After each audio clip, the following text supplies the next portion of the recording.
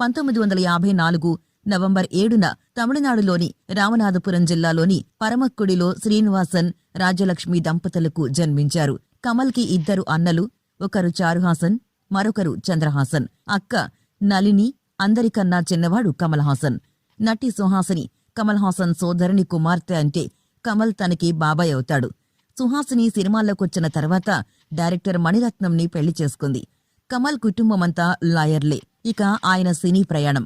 కమల్కి 3 ఏళ్ల వయసున్నప్పుడు తన తండ్రి జమినీ గణేశన్, సావిత్రి నటిస్తున్న కలత్తూరు కన్నమ్మ అనే సినిమా షూట్కి తీసుకెళ్లారు. అక్కడికి ఆ సినిమా ప్రొడ్యూసర్లైన ఏవిఎం వారు కూడా వచ్చారు.